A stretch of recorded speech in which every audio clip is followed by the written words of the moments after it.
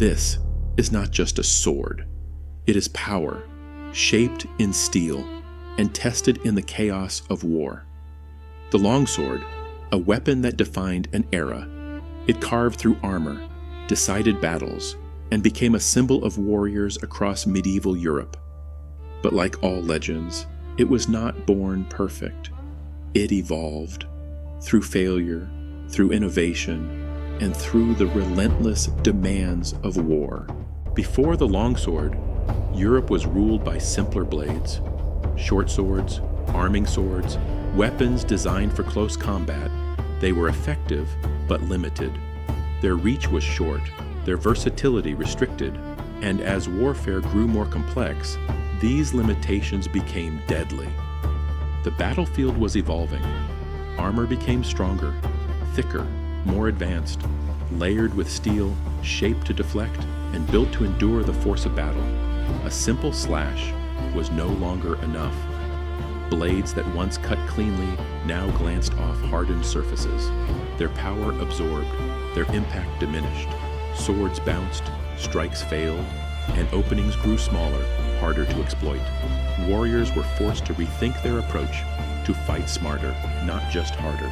They began to aim for precision over power, seeking the weak points in joints, visors, and gaps in armor. Because in this new age of war, victory no longer belonged to the strongest blow, but to the most calculated one. In response, blacksmiths adapted. They listened to the demands of the battlefield, where armor grew stronger and old weapons began to fail. So they reimagined the sword itself.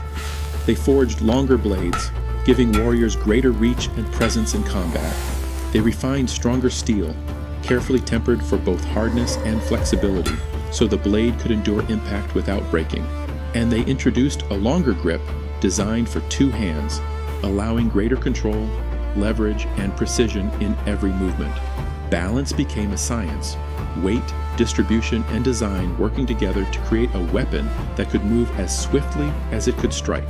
This was no longer just a tool of war. It was a crafted instrument of technique and adaptability.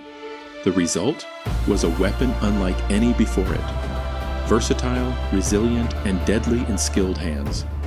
A blade that could cut, thrust, and evolve with the warrior who wielded it. The longsword. The longsword was not just longer, it was engineered, forged with intention. Every inch of steel shaped for purpose, every curve and edge designed for efficiency in battle. Its balance allowed speed, its design allowed control, giving the wielder both power and precision in equal measure. It could cut, thrust, and adapt in combat, shifting seamlessly between offense and defense as the situation demanded. In open space, it delivered wide, sweeping strikes. In close quarters, it became tight, controlled, and exact. Whether facing lightly armored foes or heavily protected opponents, the longsword remained versatile, a weapon built not just to fight, but to evolve with the warrior who wielded it.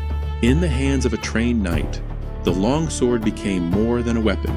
It became an extension of the body, moving as the warrior moved, responding with speed, precision, and control. Every strike flowed from practiced motion, every defense, a reflex forged through repetition. Mastery required discipline, technique, and years of relentless training. Hours turned into days, days into years, drilling footwork, refining timing, learning when to strike and when to hold back.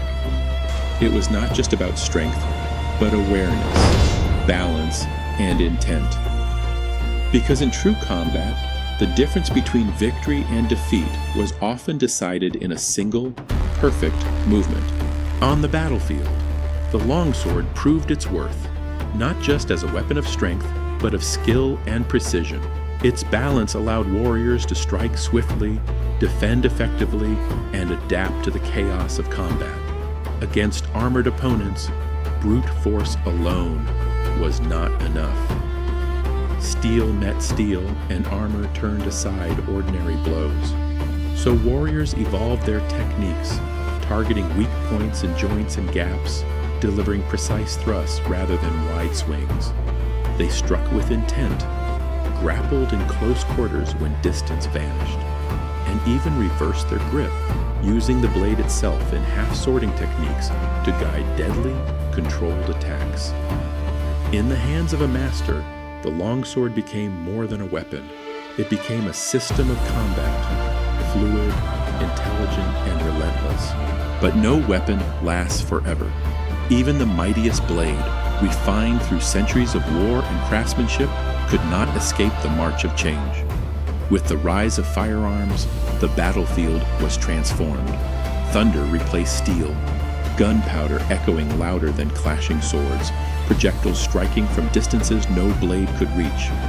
Armor, once a warrior's greatest defense, became a burden against bullets that pierced through it.